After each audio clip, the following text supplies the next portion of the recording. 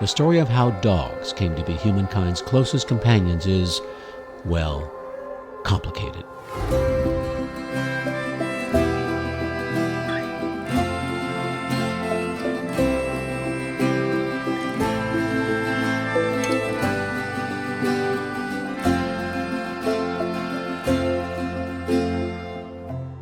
They started out as wolves, all of them. Every terrier and pug, every hound, and every dachshund can trace their DNA back to wild wolves. Even my lab, Molly. I swear there was a wolf in there somewhere. Molly was with my family for 11 years. And while I promise you that there was no dog on earth like my Molly, she was actually pretty typical. Like all dogs, she played. She barked. Let them know they're not welcome. She liked mud. Boy, did she like mud. Your turn to clean the dog. She loved. Dogs love, unconditionally and without reservation. Social media was seemingly created so millions of people across the globe could share that love.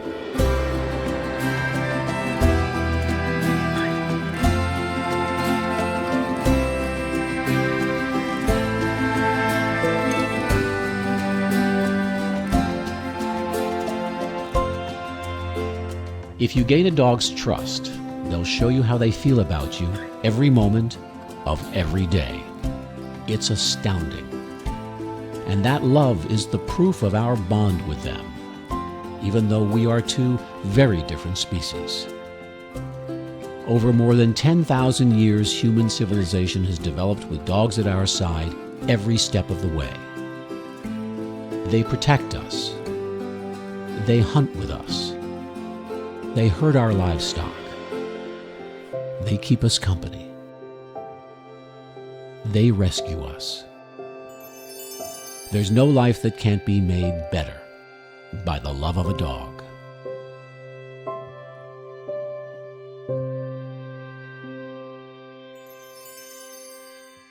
I've always had dogs and some cats and some hamsters, but mainly dogs. It was something natural in me that I always wanted to pick up every stray I saw and help out any animal in need. For Jenn, it wasn't a passing childhood passion. She continued welcoming strays into her home through adulthood. I foster senior dogs, so they stay with me until they pass away.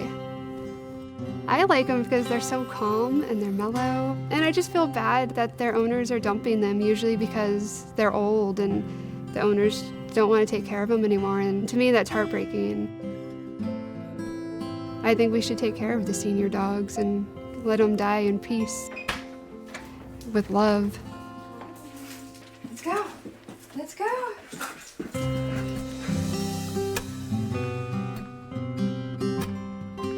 Meet Ryan and Jenn, a very special couple who rescue senior dogs that have been abandoned. You have to let go of the spoon, buddy.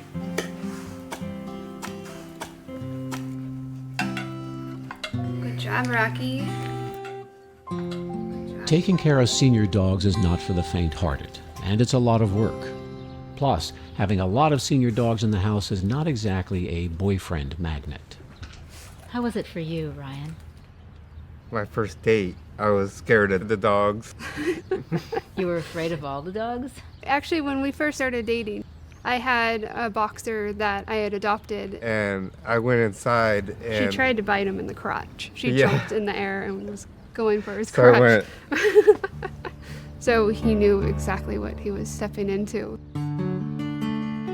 He started taking care of my dogs and helping me.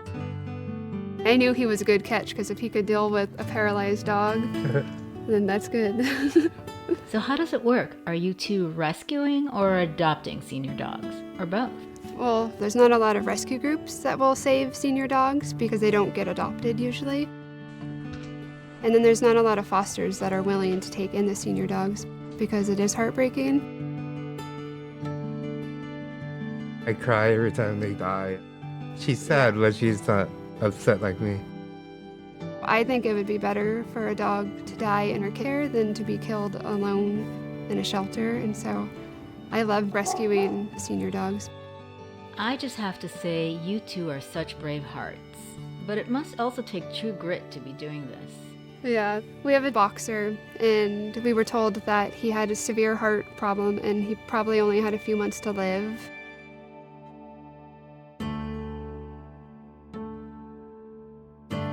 One day he collapsed in our kitchen, and I heard Ryan screaming, and I ran into the kitchen, and Ryan was giving him CPR and mouth to mouth.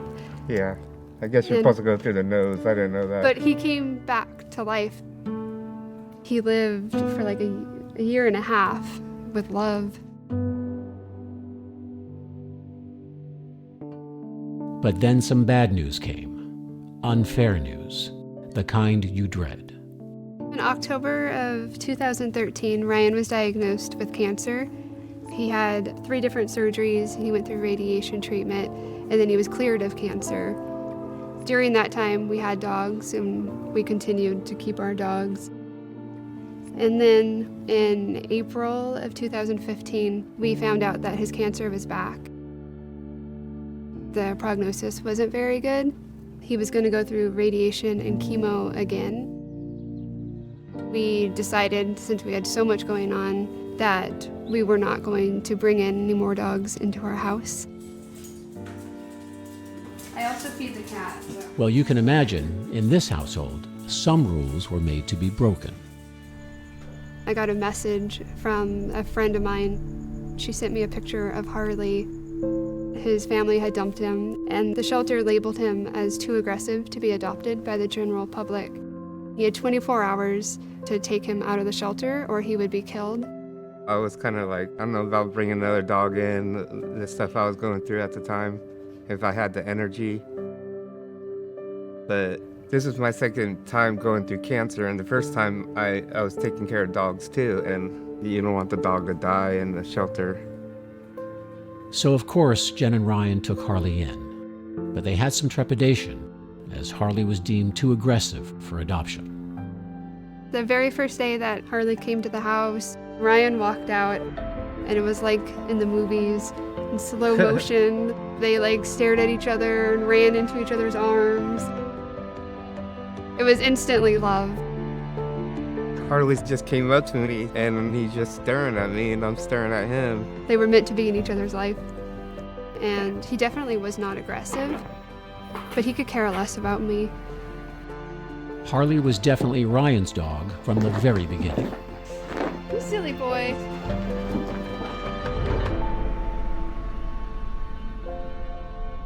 I had to do radiation treatment 5 days a week for 7 weeks. And every time I came home from that, Harley's so excited to see me. He'd jump on me, put his paw on my shoulder. In general, the discomfort of radiation can be easier to handle than chemotherapy, but in Ryan's case, the opposite was true. In addition, the prescribed chemo regimen also came with a slew of side effects.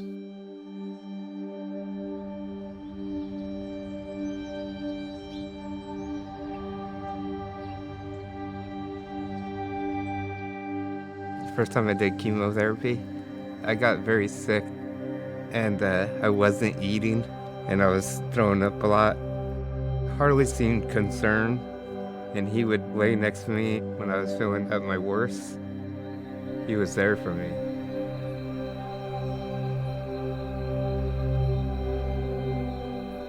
He wanted his daddy to feel better and get healthy. We would hound Ryan every single day that he needs to try to eat something and he needs to drink, and Ryan wouldn't do it.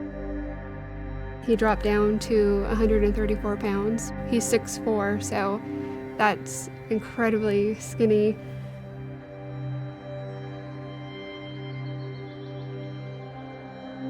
But one day he made a promise to Harley that he was going to eat every single day, and he wouldn't break that promise.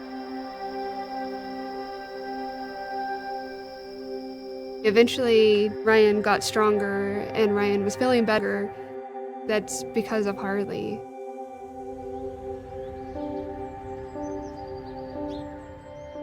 Whenever Ryan was having a hard time, Harley would give him kisses and try to get him like up and moving. Or sometimes he would just cuddle with him and give Ryan that support. And I have to work full time because I still have to financially take care of the dogs and Ryan and myself. Harley definitely has changed his life. Give him a reason to want to live again. Like Ryan will go swim laps and Harley runs around the pool barking. He's so protective. He's like a lifesaver because, I mean, I could have gone downhill and he was always there.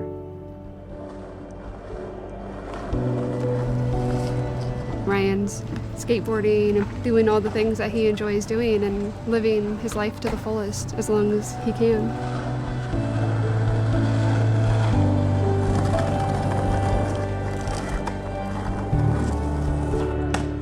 Living life to the fullest, as long as we can. Isn't that what we all aspire to? And having a furry friend around makes it that much better. Maybe I felt like he needed me too. Harley's good for her too because she's living this with me, so it's hard on her, so Harley's there for her also. Yeah. It's good. Dogs are good. I always call her my angel.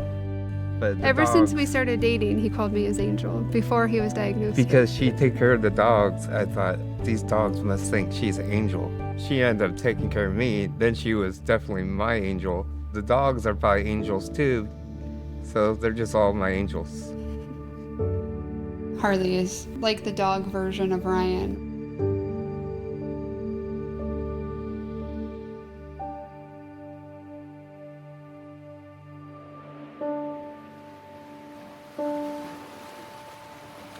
By December of 2015, sadly, Ryan's health deteriorated, and he was overcome by a deep depression. But Jenn had an epiphany as their annual Christmas vacation with her parents in Hawaii was nearing. I went to Ryan and I said, I think we should get married when we're in Hawaii. And I didn't realize it, but Ryan was actually asleep when I blurted that out. And so he opened his eyes and he said, I would love for you to be my wife.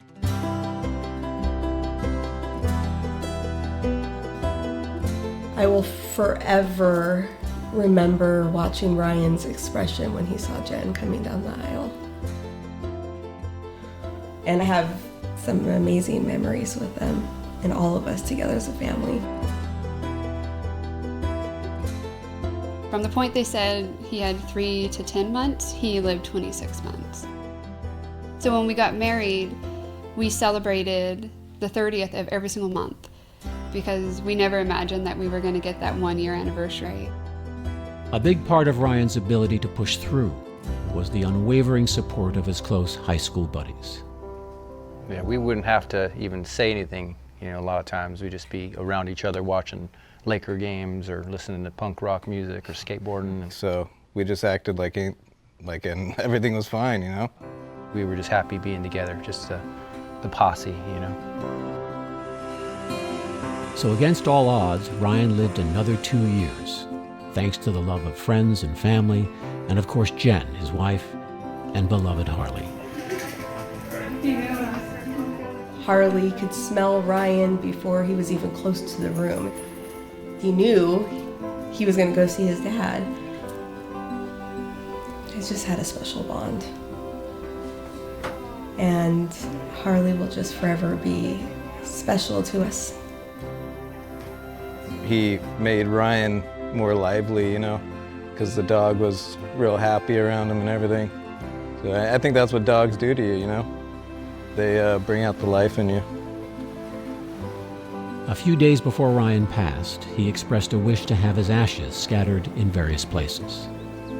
We drove to Montana and we spread his ashes in the Clark River. This is a journey we must all take and each must go alone. It's a part of God's plan, a step on the road to home. I love you, Ryan Jones. Love you, Ryan. We went to Utah, where his dad is buried, and we buried some of his ashes with his dad. Things in the name of Jesus Christ. Amen. Amen. And then from there we drove to Seattle. We had his ashes put into these beautiful glass memorials. He had drawn so many of them in his journals where he wrote poems and songs and just his feelings. Sometimes he would include his initials in the middle and swirl it in together, and it looked a lot like these. He didn't want us putting them in a little urn and having it on our mantle. He wanted a beautiful piece of art for us to remember him that way. Sit. Today, Jenn has 3 senior dogs under her care. Harley, Sit. Murphy, and Rocky, Rocky. a 15-year-old pit bull who's lost function of his back legs and can no longer walk. Rocky is having difficulty with his eating and his drinking, which we just attribute to him getting old. Even if he's losing a little bit of his dignity, as long as he's happy and he's not suffering, then I have no problem helping him out. How about Harley? It must be so comforting for both of you to have each other. The day that Ryan passed, Harley was just so upset, but he knew I was hurting, and so he came over to me and put his paw on my lap and was staring at me. And since then, Harley's focus turned to me.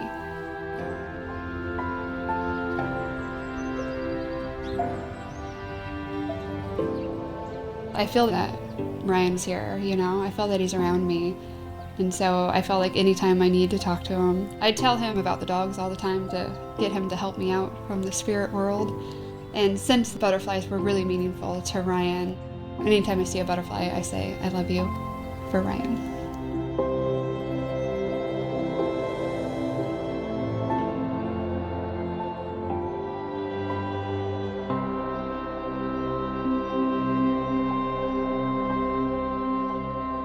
Harley is proof that no dog is a lost cause. But when a dog disappears, love takes on a whole new mission. My name's Alexandra Melnick, and I'm coming to you guys because I need help. I need help trying to find my service dog. When Alex lost her beloved German Shepherd, Kai, she lost her partner, her child, and her best friend all at once. My life has been lost and chaotic and a mess without him. I spend my days searching for him. Every second of the day is passing out flyers, it's searching leads, it's going on foot in the rain and trying to find him. He's not just my pet, but he's the person I wake up to in the morning. He is the reason I wake up in the morning. He is all that I have, and now I don't have that. And I feel like my world is falling apart. Kai, come here. Good boy.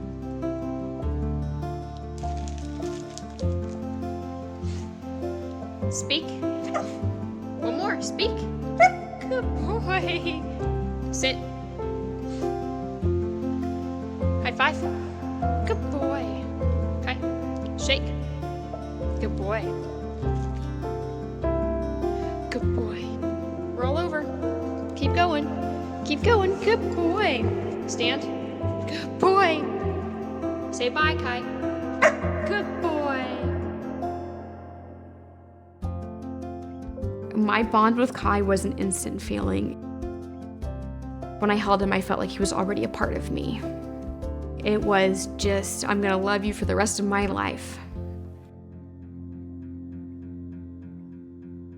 I got Kai to help me cope. When I came back from Afghanistan, I was officially diagnosed with PTSD. For me, it was night terrors and nightmares and always looking and scanning around, being hypervigilant. You're crying. You fall asleep. Mommy woke you up. Just love you, baby. When the depression hits so bad, when you can't even leave the house, you know, your dog is there to be able to get you up and get you going. But Kai gets me every time. He wakes me up. When I have nightmares, licking my feet, my hands, my face, my neck, he kind of just would pull me out of it. We were inseparable. Kai was just the best thing in my life.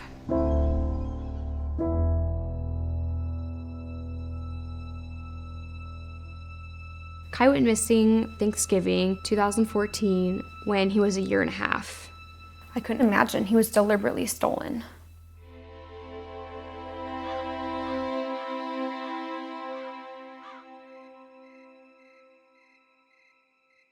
It was Thanksgiving. It was a last-minute trip to go visit some family. They lived like 4 hours away.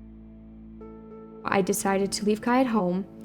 He had food and water, and one of my friends was stopping in to check on him. You didn't need your service dog at all times? Yes, but when it's family, I'm going somewhere where I feel safe. She left Kai in the house with the back door open with water and food. And then I went over on Thanksgiving Day, checked on Kai and took him for a little walk around the neighborhood, played Frisbee with him, made sure there was food, water, everything. And he was happy camper. She took a picture for me and he was fine. You know, we didn't expect anything to happen.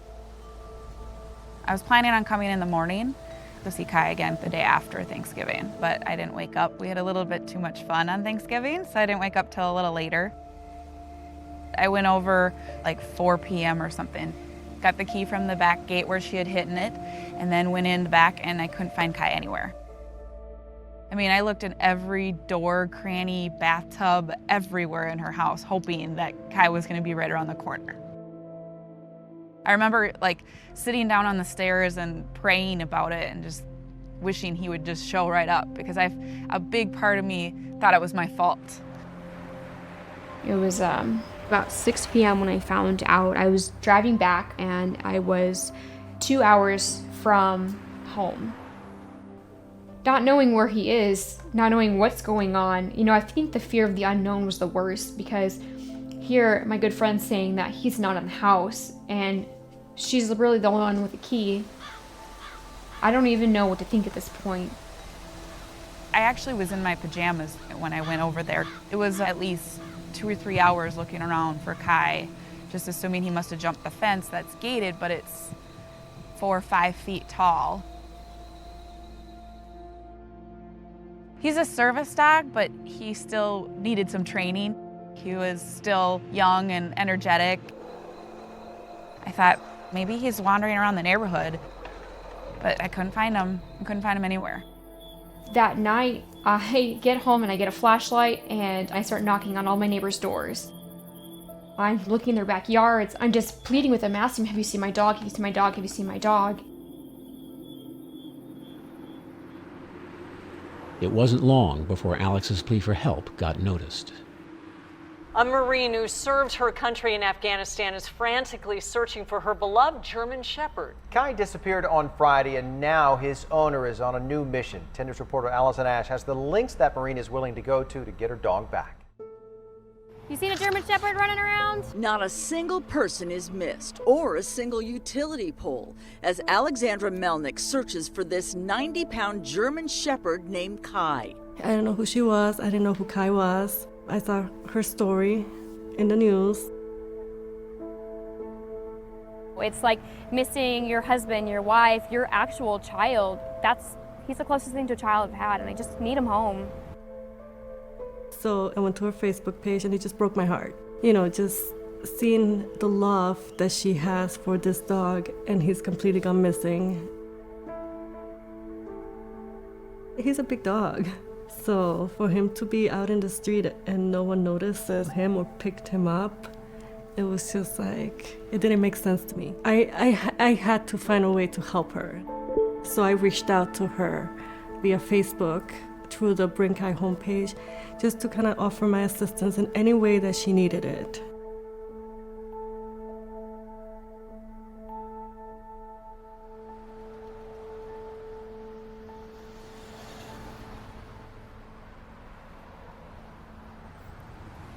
Hey guys, Alexandra Melnick here. As you know, I am missing my beloved German Shepherd Kai, and I need your help to help me get him back. I'm right by Walgreens, right at the meeting point, Beaubier and North Santa Fe, and I just bought a Sharpie, I just bought some poster boards, and I have a buttload of flyers. What I'm thinking about doing is putting the flyers on the poster board and then writing missing and standing on the corners of these streets to get people to notice that my dog is missing. So I need your help to come out here. Bring your family, bring your friends, find my dog. I really need your help. Thank you so much.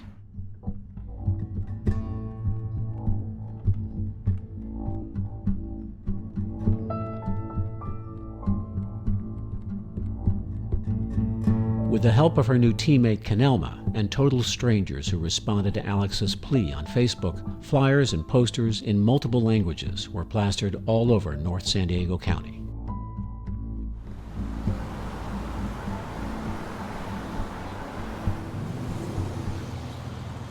Hi everyone, Alexandra Melnick here. We're at Ware and North Santa Fe at the Walgreens. We are raising awareness for Kai. What kind of poster do you guys have here? Missing dog poster. Missing dog poster, nice. And where'd you guys first hear about Kai? Sherry's project. On Facebook, and I felt compelled to come out.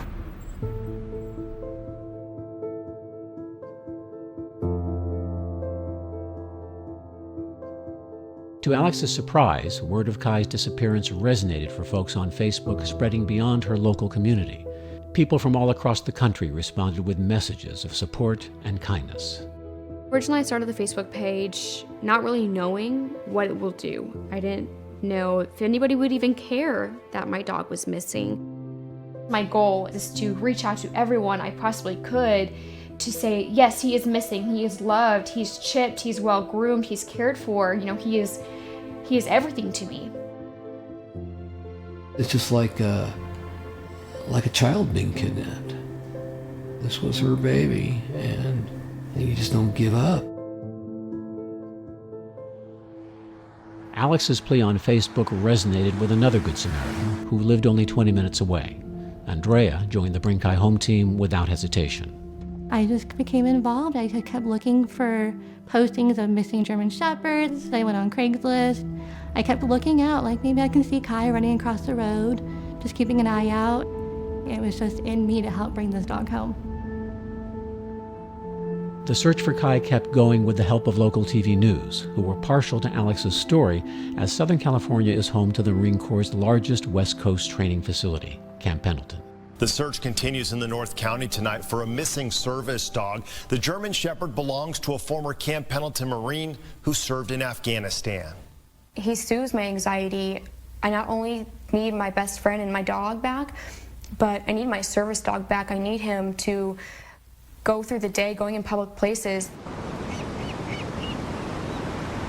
It's a hard thing to explain because everybody's different, but for me it was going out in public. You never know who's going to creep up behind you, what your reaction's going to be, and without a service dog, it's something that's almost unbearable. Kai for me was the safety net that I needed. He always had my back. PTSD is less about what happened in war and more about re-entry. The symptoms of it can wax and wane. So you can look fine for a while and think you're fine, and then all of a sudden it comes back again. In this country, twice as many women as men experience post-traumatic stress disorder. Over 1,000 miles north of San Diego, news of Kai's disappearance touched a new supporter who would later join Alex's team looking for Kai. I come from an Army family. My dad was in the Army, my nephew, and I have an enormous amount of respect of people who serve. And I have a huge love for dogs to begin with. It was just a heart-wrenching story about how Kai rescued her, and she needed to rescue Kai. And then I saw these pictures of Alex in her fatigues and in her military dress with Kai next to her. And the ones that really stuck in my head were her in her combat fatigues with her full battle dress sort of look. I was thinking, wow, right, women in Afghanistan, that is amazing. And this story was so amazingly compelling that I thought, this woman, she deserves whatever help I could give to her. And we have a stark reminder tonight of the dangers faced by U.S. forces in Afghanistan, even as the American mission there starts to wind down. It happened in Helmand province as U.S. troops responded to an attack by Taliban gunmen. When Alex was deployed in Afghanistan, I was always worried about her in the back of my head. Not hearing from her was just unnerving. At some point, you just trust that she's going to be safe. I just really didn't think about it so much. I kind of relied on Rob to be the one who was uneasy about it. In August 2011, Alex was deployed to Musa Kala in Helmand Province, Afghanistan, with a motor transport unit attached to 2-4, 2nd Battalion, 4th Marines. 2-4 was part of the U.S.-led coalition forces Operation Enduring Freedom. Motor T is a supporting unit for the other smaller forward operating bases in the area. When Alex enlisted in the Marine Corps in 2009, she was only 19 years old. Friends and family were surprised because she was well on her way to getting a degree in aeronautical engineering when she dropped everything. It was a spur-of-the-moment decision, and I woke up one morning thinking my life has got to change. I need something else. I really had a longing for being a part of something that was bigger than myself. It wasn't something that I thought about before. It wasn't something that I dreamed of, but it was something that I was dead set on. It wasn't a surprise to me that she had joined the Marine Corps, but I'm thinking more Air Force, something a little less in the line of fire. But that's just not my daughter. Nobody really believed that I had it in me to go. It's definitely a tough thing, going through Marine Corps boot camp. And I came out alive, and I came out tougher than I had ever been. Meanwhile, Kai was now missing 2.5 weeks without any real clue. Alex was getting more desperate. Alex posted on Kai's Facebook page, "Please search wherever you are. He could be anywhere." Christmas was nearing, and folks as far as Colorado and New Jersey were responding to the search for Kai via Facebook.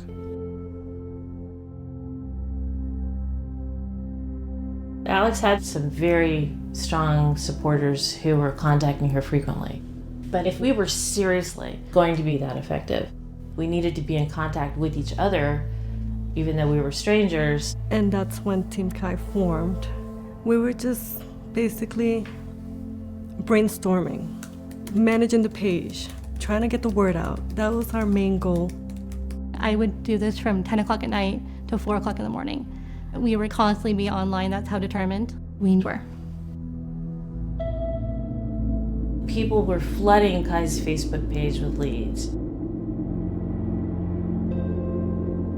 We would probably have 100 messages at the end of each day. And some of them would be actual leads. Some of them would just be asking how the search was going, if we had any progress. We were all administrators on Kai's page, and so you could see, oh good, somebody has replied to this person about a dog being found here or was seen roaming in a certain area.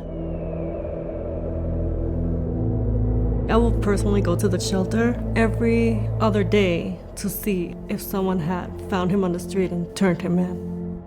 There were so many leads, I'm sure more than 50, that it just didn't turn out to be Kai. But whenever we would get a lead, Alex would go right away. And she didn't give up.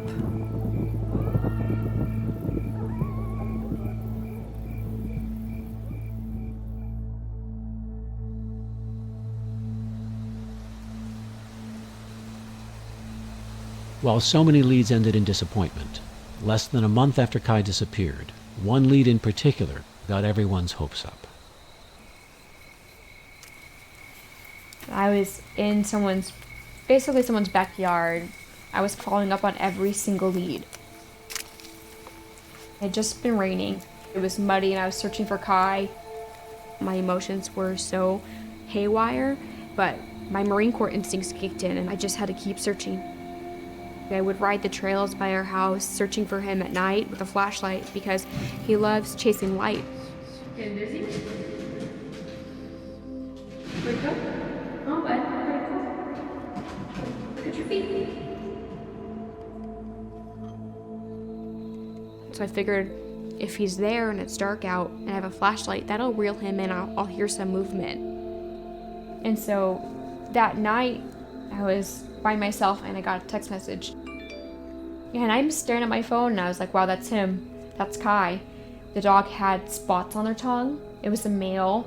The coloring was the same. Everything was the same about this dog. It was him. Like, it really was him. Like, it was him. I packed up my car. I put his bed in there. I got it all ready to go. And I was going to pick him up.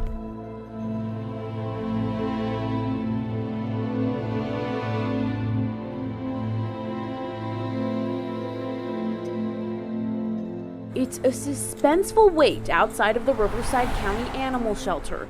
Alexandra Melnick drove 2 hours to Thousand Palms to see for herself, is her beloved German Shepherd Kai inside? I am so nervous. It has to be him. It just has to be him. After all the agony and hard work and all the devastation, I can't believe that it's really happening. Kai, my baby. Hi. Baby Kai, it's you. Hi. It's him. It's him.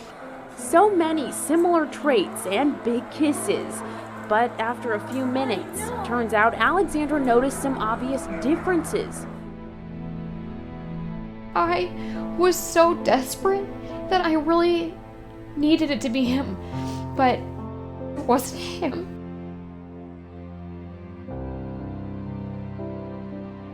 When it turned out that it wasn't Kai, it was hard. It was really hard because I felt the pain that she was feeling.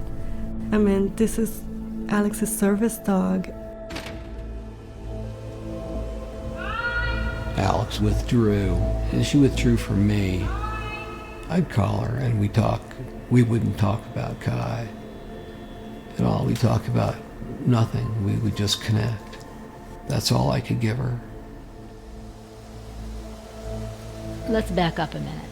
What about suspects? Renee, the dog sitter, she was the first suspect.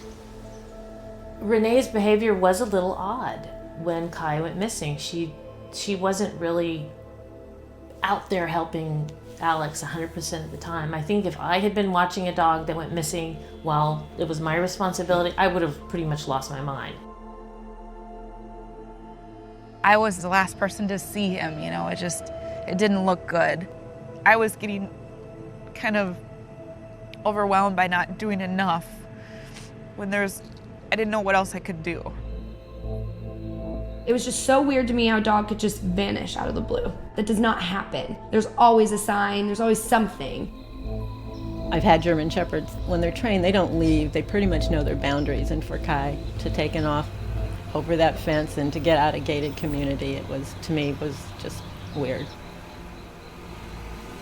I thought there's got to be somebody that did this deliberately. But she just kept saying, no, I can't think of anyone. I'm like, Alex, an ex, anybody. That does seem strange. Were you aware there was an ex? I knew that there was an ex-husband, but he had no idea where she lived. He had no idea that she was going to be gone at the time. So, why? He was deployed to Okinawa, so how could he have the dog? He's got friends. I don't know. No, well, I don't know. So.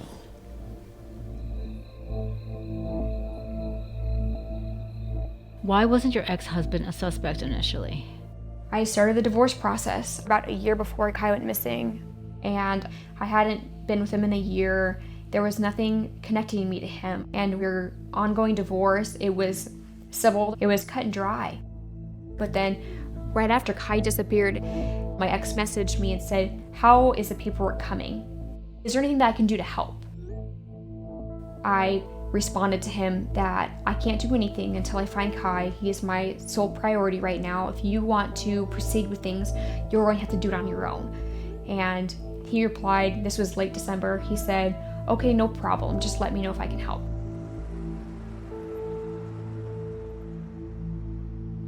On December 22, 2014, Alex met her ex-husband in court to finalize the divorce documents. Alex asked him whether he knew where Kai was, and he answered no. Shortly after, Alex's ex, a Marine sergeant, left for Okinawa, Japan on a unit training deployment. Was it at that point that the ex was no longer a suspect? The police detective assigned to this ruled him out. They said, this is a missing dog case. They have murders and rapes out there that they're trying to solve.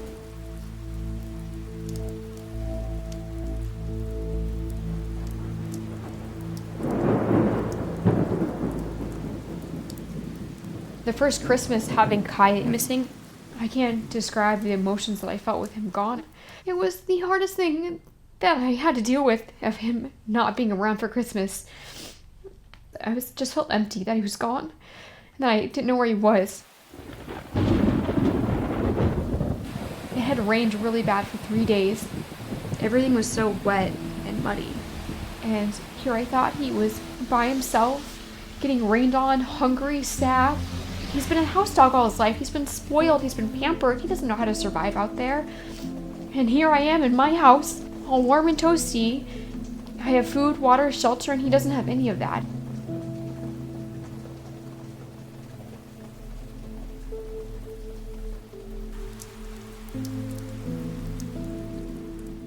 The disappointment started taking their toll with the passage of time. The women of Team Kai were protective of Alex and tried to spare her some of the darker aspects of searching for her missing dog. There's so many times we had to look at people's posts about dead dogs. And there was a couple times I didn't know if it was Kai. And I asked my other teammates to look at it because I did not want Alex to have to see that if it was.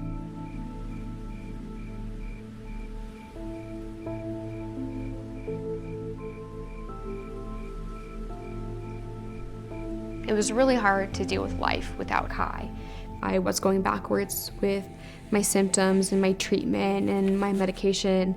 I had to take more medicine to get back on track. I stopped my entire life just to search for him because that's the only thing I could focus on.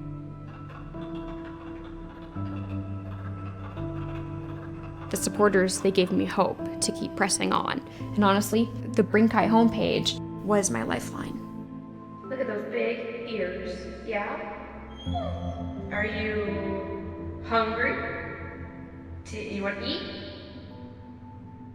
To lose a big dog like that you can count on, just the pure love and attachment, I think it would just be completely devastating. And yet, she kept her wits about her. That's her strength side. She had a mission. She could stay focused. I just had to keep searching because I knew he was out there. It said, leave no man behind, Marine Corps training. During her time serving in Afghanistan, Alex was stationed at Forward Operating Base Edinburgh, nicknamed Fob Eddy, the logistics hub for the Marines in northern Helmand Province.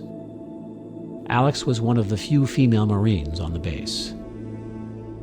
Fob Eddy is a very small base. Other than operational stuff, there is nothing there. And we were stationed there for 8 months straight.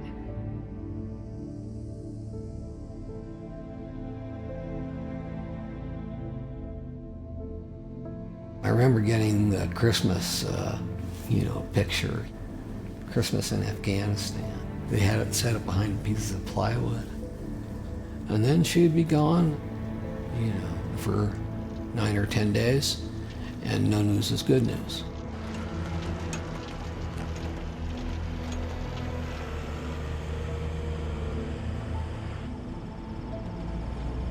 Three months had passed without a single real clue about Kai, and the chances of finding him dead or alive had entirely evaporated. But on March 7th, everything changed. We get a message, and it says, Kai's not lost, just square with the books. The profile name was Kai Smith, and there was a new picture of Kai. I couldn't believe it. I have over 20,000 pictures of Kai, and this was not one of them. We were absolutely overjoyed to know that he was still alive. It's like, this is it. We know he's alive. Now what do these people want? Were you suspecting anyone in particular? I didn't know if this was a stranger or somebody that knew me. I had no idea who it was. But Kai Smith would not post a new message for another 2 months. On a festive Sunday at Petco Park, San Diego, marching bands honored Military Spouse Appreciation Day. Please help us bring Kai home. And the media coverage took Kai's story nationwide. Then the messages started rolling in from Kai Smith. I made the big screen, ha ha ha. He's saying that Kai's in a better place. Karma's a bitch. You're a poser, you're a liar, you don't have PTSD, nothing ever happened to you, you were never even in the Marine Corps, like going against everything that I've been saying. Kai Smith messaged the Facebook site constantly, and we took that picture and analyzed it for everything it was worth. If you enlarged it enough, you could see the reflection in Kai's eye.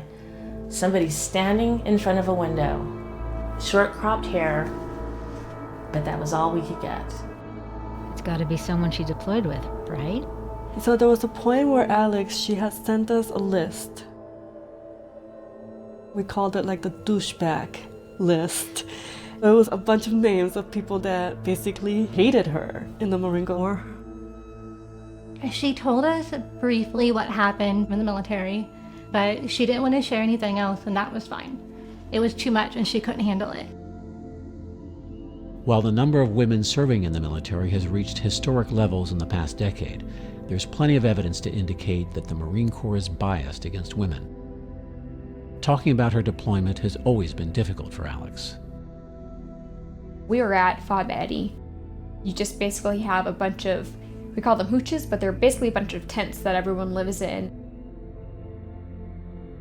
I shared living quarters with a couple other females. There were about 5 of us total out of 500 males. We had one tent to live in for the girls and 500 male Marines crammed in a small area. If there is only one or a few women and a lot of men, that can be a big problem. And there is substantial research showing that gender-balanced groups and organizations are better off in so many ways and more effective. It's better for men and for women. It's water and oil, and it doesn't mix. And, let's get real and face facts. All those guys around? No, I don't think women should be in combat. I don't think that is a good idea. And then she comes back with not only all of the emotional issues, but she's got physical problems too. So I really wanted to be a part of them, but I was sexually harassed my entire deployment. And there's a lot of male Marines that just think that females don't belong in the Marine Corps, and for that, they're gonna treat you like shit. What Alex experienced during her deployment is what sociologists and psychologists call mobbing, bullying of an individual by a group. It initially gets started by a perpetrator, but then that perpetrator engages increasing numbers of people in what becomes a process of unrelenting aggression toward a person called the target. And so that person has to absorb this constant stream of aggression against, in this case, her. It's day in and day out, relentless. It's derogatory terms, it's sexism, it's you're female, you can't do this, or I'm gonna do this sexual thing to you. It's just dirty, and it's so crude, and it's disgusting. When I wasn't gonna sleep with them, and I wasn't gonna get with them, and I had to be a bitch and put on this hard exterior, it was like they were wanting me to fail, and for that I did fail. Nobody had my back out there. I didn't feel safe.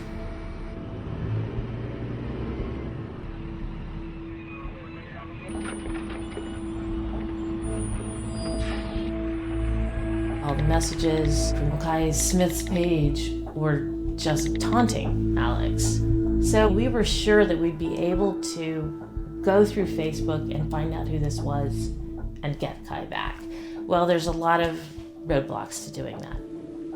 In order to obtain an IP address through Facebook, at the time, you needed to work through law enforcement. Otherwise, Facebook would not hand over their server logs to anyone. Finally, on June 4th, Alex was able to obtain a police warrant. The IP address traced back to 29 Palms, and that's a Marine Corps base.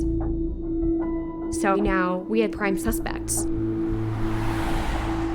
Within days of obtaining the warrant, Alex drove almost 3 hours to 29 Palms, but the IP address did not belong to the Marine base as she had initially suspected. It was kind of a mobile home motel unit that had open Wi-Fi. Whoever had Kai could have just rolled up in their car, brought their computer, sent the messages from there, and gone home. There were still too many suspects. There was her whole unit that she felt really hated her. And I said, this is a huge revenge. Who could hurt you this badly? What about the ex? Was he still being ruled out at this point? We knew he was overseas and we knew he didn't have Kai. So we monitored his page, trying to find his friends' Facebook pages, just trying to see if someone posted a picture of Kai, you know, like they're taking care of, but we never found anything. At least not that way.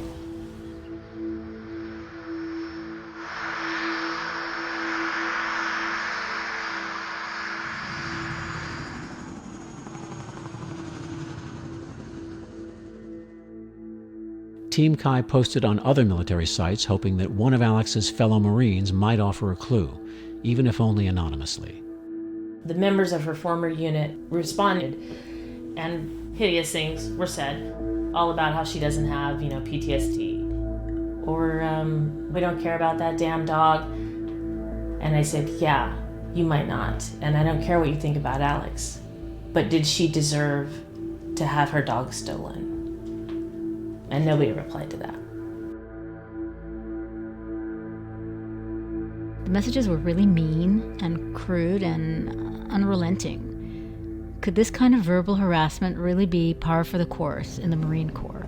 The military could be considered a mobbing-prone institution for kind of obvious reasons. When you try to seek some kind of help, often the person in the institutional setting is complicit in some way.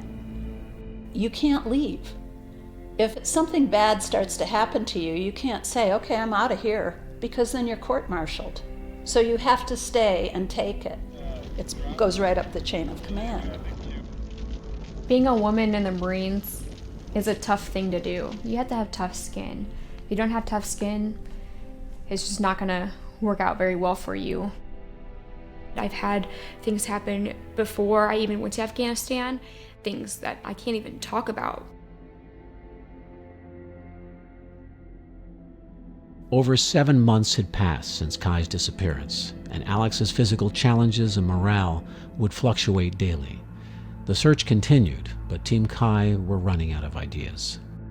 It started getting harder as the months went on because we couldn't find any solid evidence to where Kai was.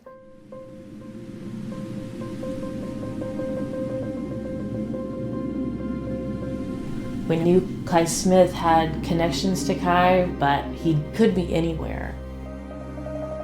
Unless we find him dead, we will keep looking for him.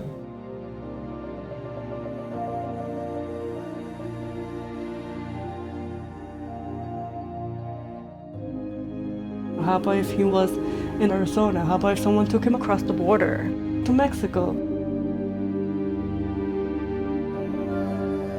I thought I was going to be searching for Kai for the rest of my life, but I wasn't going to stop. I was never going to give up.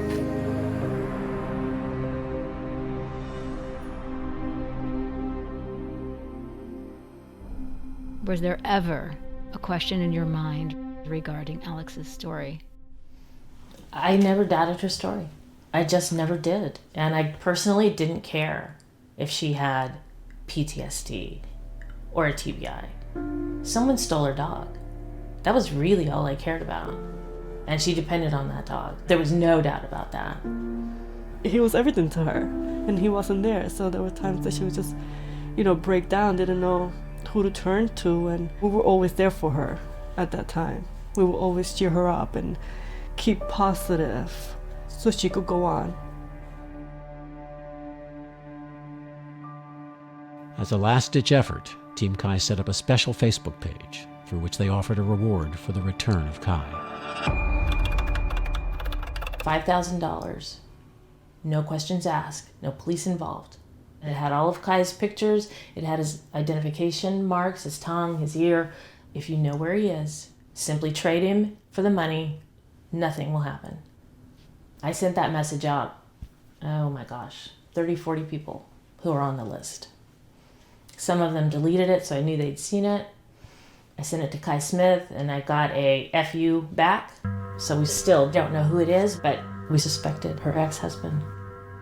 What clued you in that it might be him, after all? Well, we never had direct proof that it was him.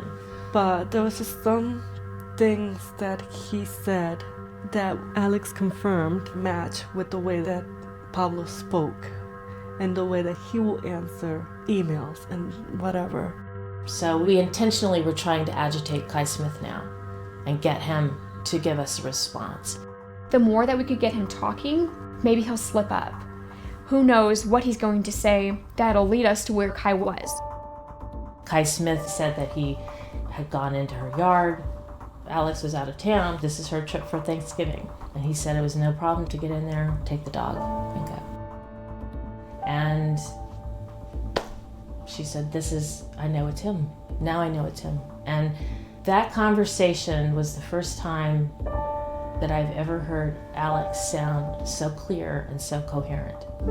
At that point, Alex really said, okay, it's time to dig further into his family members, not knowing that we were going to find him, because we could have searched deep and far, and we still couldn't have found anything. But lucky for us, we did.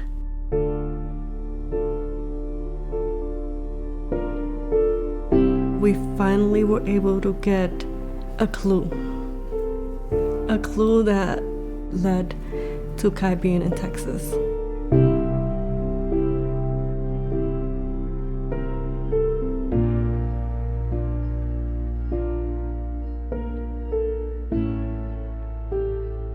Patience, perseverance, and a bit of luck carried the day.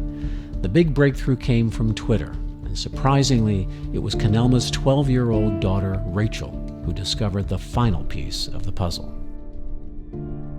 I was in my room watching TV and procrastinating on my phone, texting my friends, and then I hear my mom. She called me down. She's like, Rachel. I'm like, okay, I'll come down.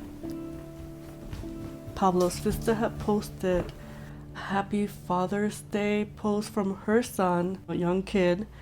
So at that moment, once we had that name, I had called my oldest daughter. And she was like, can you look for like this kid on social media? Because he was in high school, so he's around my age. And I'm like, yeah, sure, that's easy. And I started following him on Twitter, and he followed me back right away because of my picture. And that's when I started looking through all his tweets, and they were all about cars and girls. And then he mentioned the dog like a few times during his tweets, and then I finally saw the video. Here we go, Kai. Last trick. Ready? Bang, bang, Kai. Bang, bang. Bang, bang, Kai. I knew at that moment it was him. It was just like chaotic, like crying and me shaking. Canelma called me, and I screamed down to my husband, and we found Kai. I was completely in tears. And I start screaming. It's 11 o'clock. I'm screaming in this hotel room. They're screaming. And it's like, my husband's looking at me like I'm insane. I said, they found him. Bang, bang, Kai. Bang, bang. Bang, bang, Kai. My heart stopped. Like, I couldn't believe what was happening. And so when we got the lead, I was already booking a plane to Texas.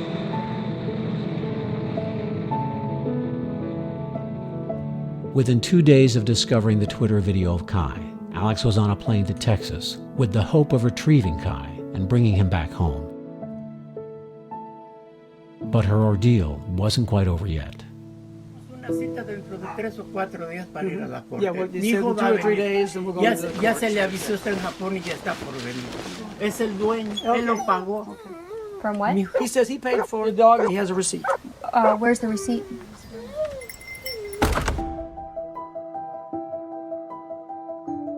After failing to get Kai turned over, Alex went to the Denton County, Texas Sheriff's Department for help. I called San Diego and confirmed that the dog was reported stolen. We could hear the dog barking inside. It was barking at the front door, you could tell at first, and then later it was barking in the back, and then you could tell that when it moved to the back, it wasn't able to get back to the front, so we knew somebody was there. Eventually, somebody did come open the door, and he brought the dog out, and we scanned the chip that belonged to Miss Melnick. So we seized the dog. It was stolen property, and took him to the Denton Animal Shelter for safekeeping. Over the course of 9 emotional months of searching, the Bring Kai Home Facebook page grew to nearly 20,000 followers, all rooting for Alex to bring her best friend home. We just got a call saying that we could go see him, and I have waited for this day for 9 months. We didn't think it was gonna be today, but we turned right around and your destination will be on the right. This is where Kai's at right now, this building. We're pulling up to it right now.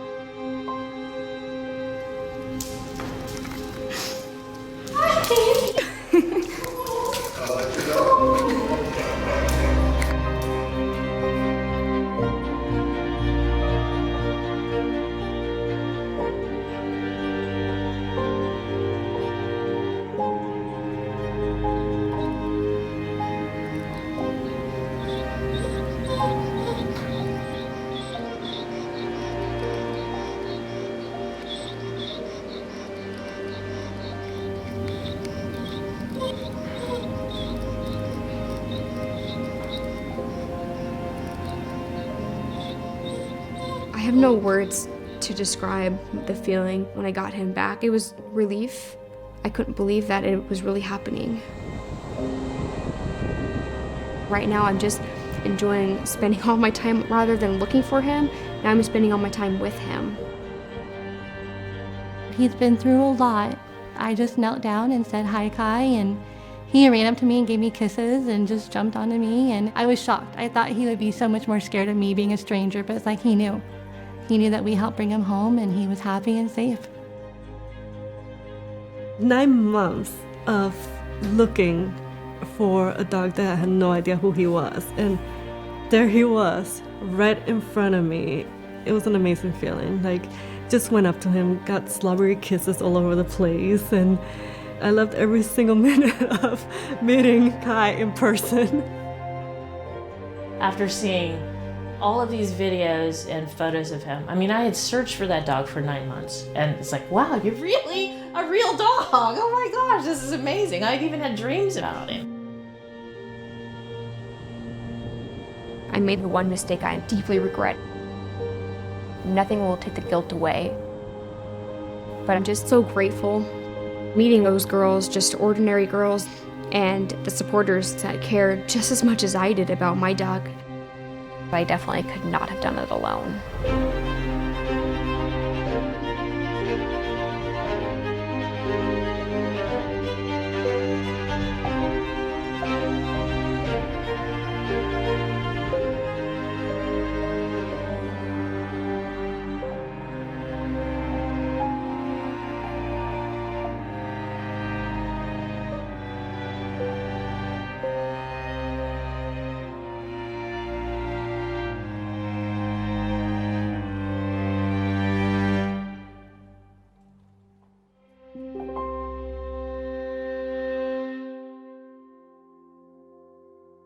A wounded warrior saves and is saved by the deep love she shares with her dog. But some dogs must bravely face a different kind of war to find healing.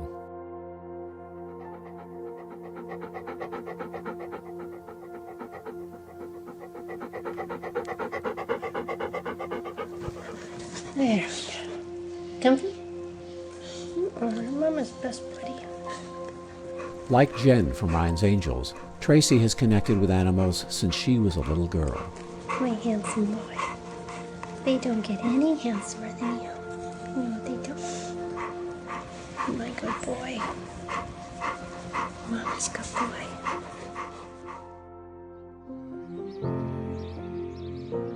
Growing up, we had like a zoo in our house. Raccoons, iguanas, rabbits, dogs, cats, you name it, we had it. And I think that's where my love for animals came from, and it's just what I was raised with. It's compassion for all living creatures. I remember when I was a little girl, I wrote a letter to President Reagan at the time, just begging him to stop animal abuse, because we were studying it in school, and I don't know, it's always been a passion of mine, just kind of wanting to be a voice for the voiceless. And like Jenn, it wasn't a passing childhood passion. Even with children at home, Tracy continues to this day rescuing animals that need healing and protection. But one dog in particular, Huey, found a special place in Tracy's heart.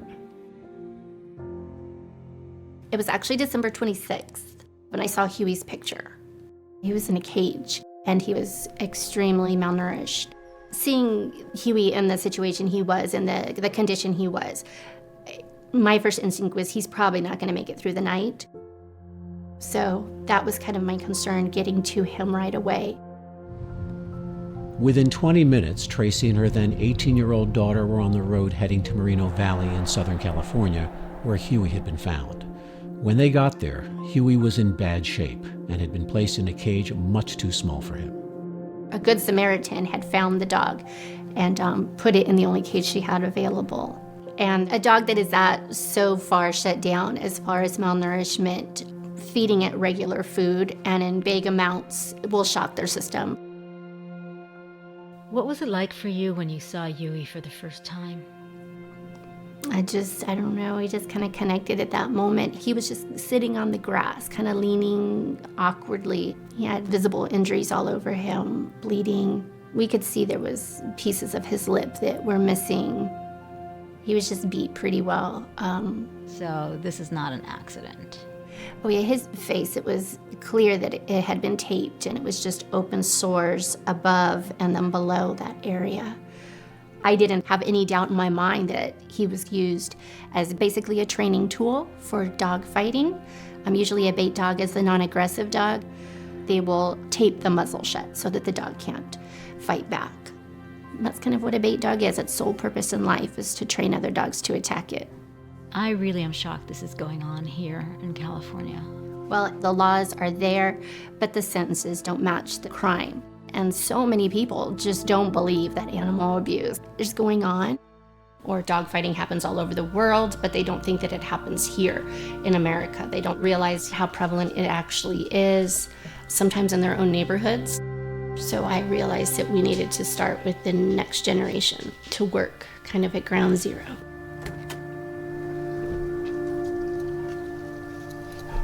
It's heartbreaking to see an animal suffering, even for folks involved in animal rescue. Tracy knew what she had to do.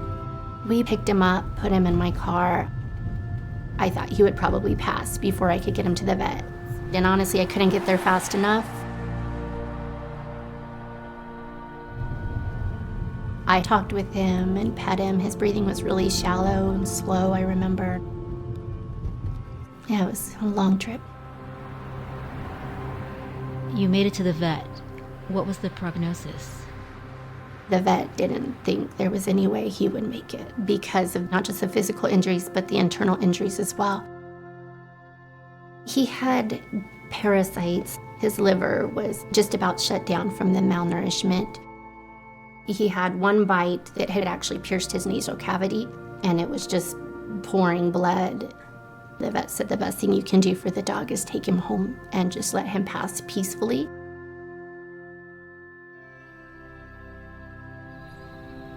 Heartbroken but resolved, Tracy wasn't going to give up on Huey so easily. I needed to be home with this dog. I needed to take care of him. I like to hold them even during their last hour or whatever, just so that they know, that not all of mankind is mean. For the first 24 hours, he just had severe diarrhea, vomiting. I spent the night with him in his kennel, and he couldn't even lift his head. He was just so weak. And it was just so incredibly hard to witness. He suffered horrible dreams. He would just scream and shake, and then he would get up and he would vomit, and then he'd come right back up onto the bed, and he would just lay close to me and just, breathe, and I would talk to him. When Huey came into Tracy's life, she was going through a very dark period of her own. I was his safe place, and at the same time, he was taking away a lot of the tears that I was having at night as well. It drew me close to him and just thought, I'm not gonna let this dog give up. He's broken and I'm broken, but that doesn't mean that it's over. We hear so much about people rescuing dogs, but we sometimes don't realize what these dogs do for us. Absolutely. He did what no one else could.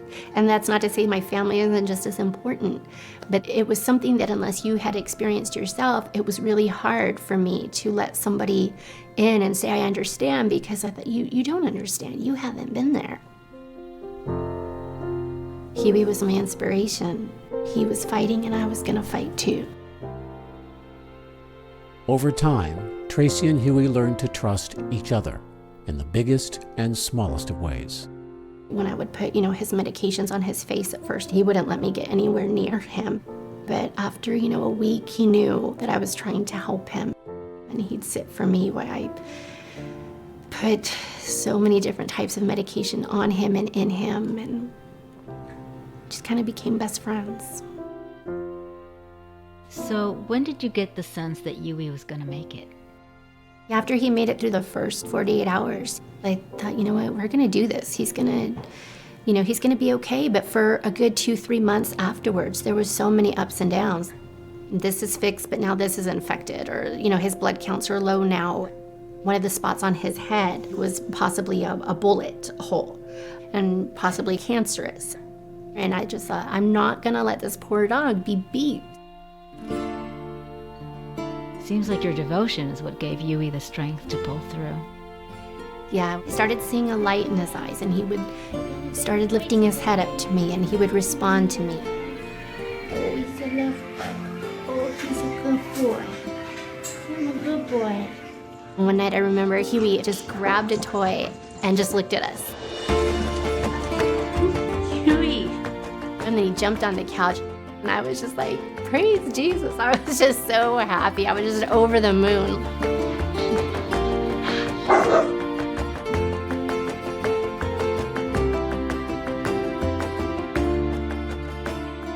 One night, Huey went up to my littlest boy and reached up his paw to my son, and it was just very emotional. And I knew that he trusts us. He trusts each and every one of us. At that moment, I knew this dog's not going anywhere. This dog's gonna stay with us. Oh, say hi, Daddy. Is Daddy home?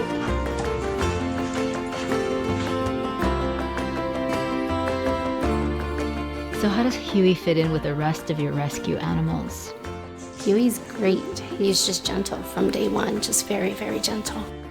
He's fantastic with my fosters. We still foster cats, kittens, puppies, lots of dogs, but he's so much more than a dog to me. He's family. The one and only Mr. Huey, my fourth child, huh? Yeah, Mr. Huey. Huey's progress was dramatic. When Tracy rescued him, he weighed only 33 pounds, but 10 months later, He's nearing 70 pounds. He's well fed. Most of the injuries have healed, but he may have to have reconstructive surgery on his jaw in the future.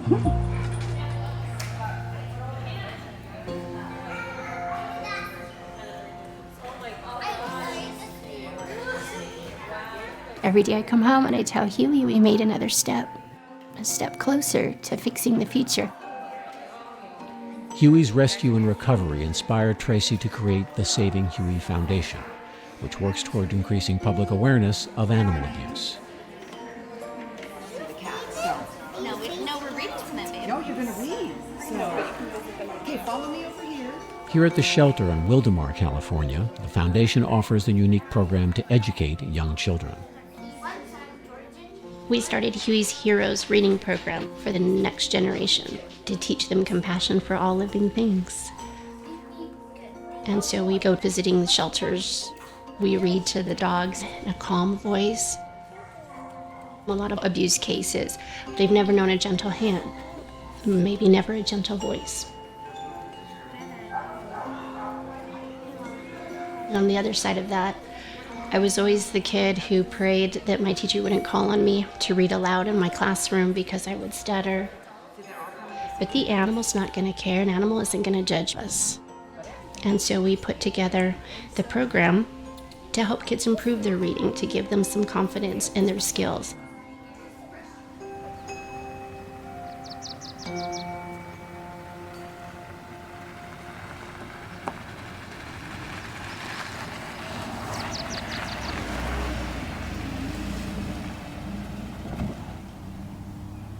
What Tracy really wanted was to help more dogs like Huey, to provide medical care and rehabilitation for animals who are victims of severe abuse, neglect, have a disability, or merely seniors that have been abandoned.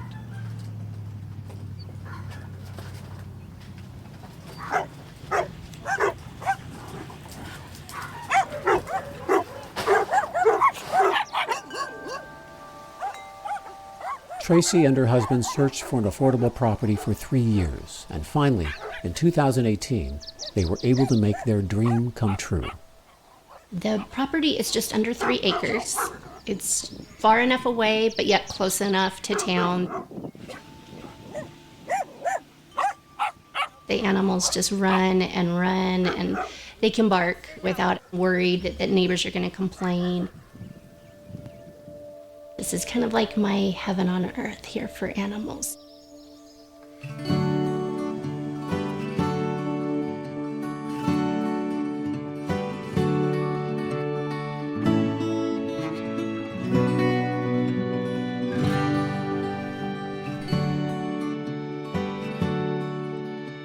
There's no judgment here. Blind, disabled, it doesn't matter.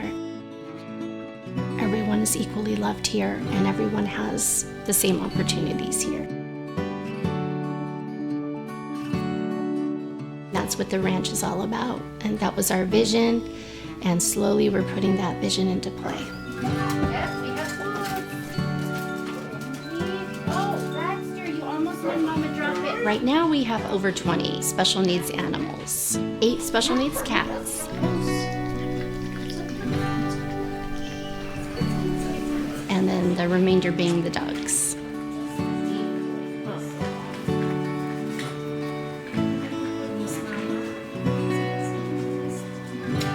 So we have Louise, who's one of our seniors. She had both of her rear legs broken when she was young, and they healed completely backwards. Lola Bean, who's a senior, she's paralyzed as well. And then we have Mimi, who's one of our newer cases. She's a little Shih Tzu, blind in one eye. Haley came to us yesterday. She's our little emaciated kitty. She's 5 weeks old. We have Rose, who's our Great Dane, a horrible abuse case, but healing wonderfully, doing great.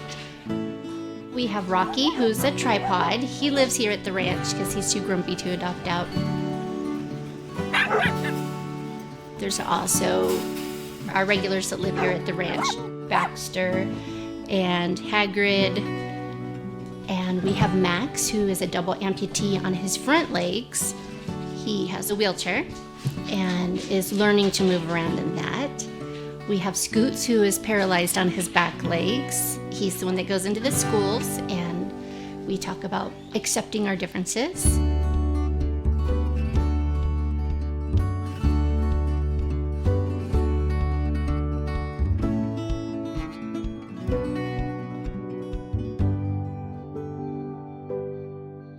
So who gets to stay and who gets adopted out?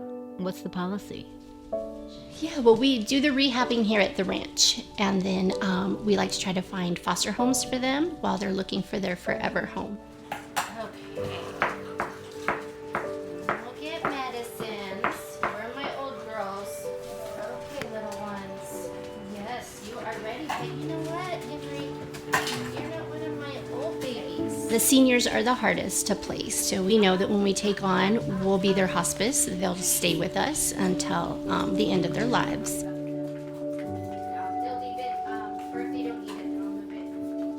We just make them as comfortable as we can and just give them lots of love, something that a lot of them haven't had before.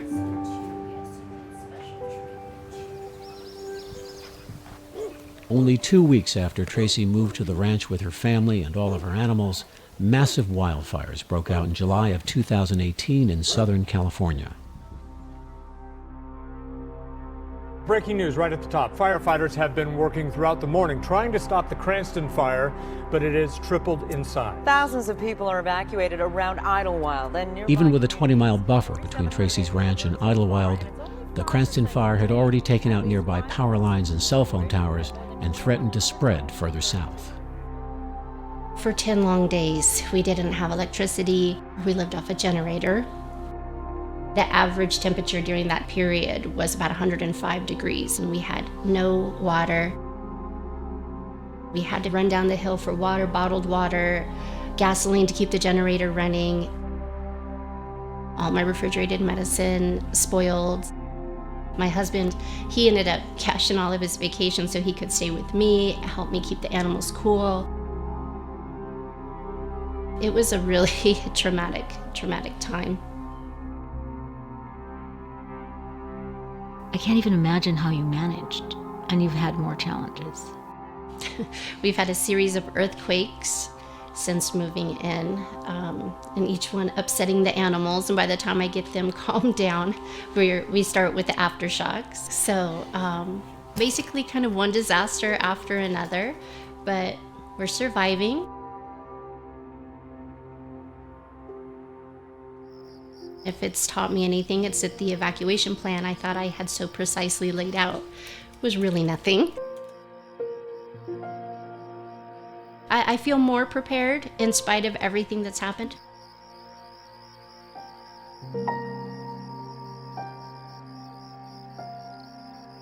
Can we talk about Huey? I know it's difficult for you. Can you share what happened? We knew there was a liver problem, and every 6 months he had blood work done, and the problem was always there, but got a little bit better, so we were completely thrown off guard when Huey passed. Huey lived happily with Tracy and her family for 2.5 years until May of 2017, when injuries he sustained as a bait dog finally took his life. I had lost my best friend, but my daughter was getting married at that time, so I kept busy. I was busy with the wedding. I was busy with my older son moving out. I was busy with just life in general. Every time I talked about it, I would choke up, I would cry, I would stop eating. And it took me probably just about a year processing and accepting the fact that he was gone. And somehow he was still with me. He was my inspiration to kind of keep going.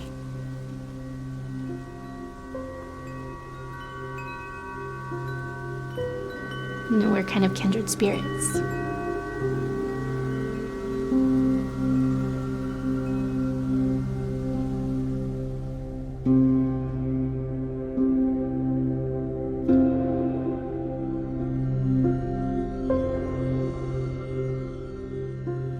A lot of us, I think, are wrapped up in the world. We're busy trying to compete with our neighbors. We're busy trying to be successful and miss the simple things in life. The love of a dog is right there. They're just waiting. They're waiting for that opportunity. And a lot of times, it only takes locking eyes with an animal and looking into that animal to see a soul, to see the love, the unconditional love that they have to offer us. Once you allow that into your life, you can see the souls, and they look right into ours, and they love us. Regardless of all of our faults, they love us.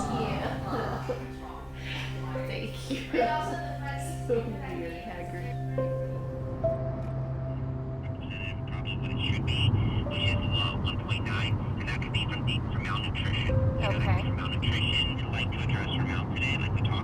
When CVS told me, that she needed the surgery, I thought, my first thought was she's not strong enough, but I think it's her only hope.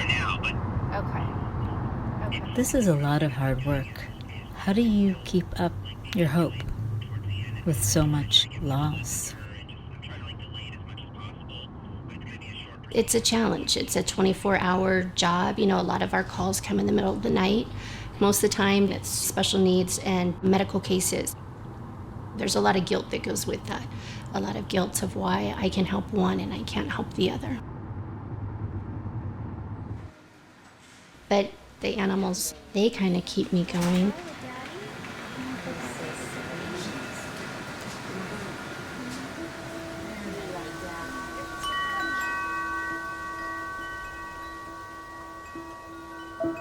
I'll go outside, especially in the evening time, come dusk, once I'm getting everyone fed, and I can visualize Huey running around the ranch. I, tell him a lot of times I hope that I'm making him proud.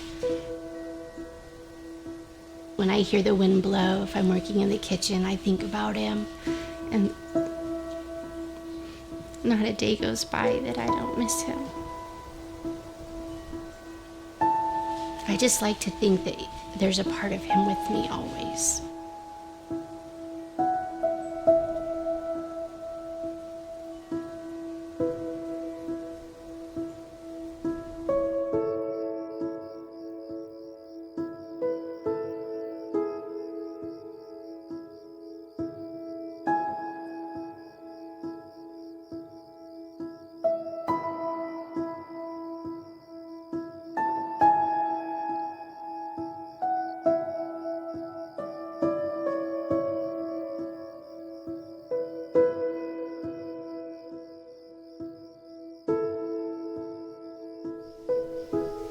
Good night, my sweet peas.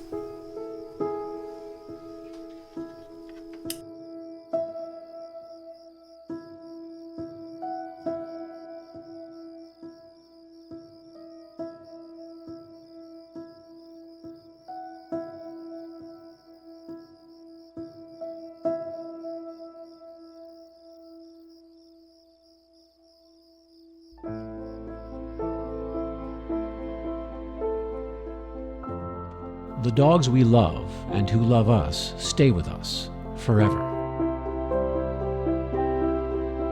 The pain of loss is an echo of how connected we truly are. They're in our DNA, as are we in theirs. Two species made better with every afternoon snuggle and relentless slobber. Every squirrel chased and treat devoured.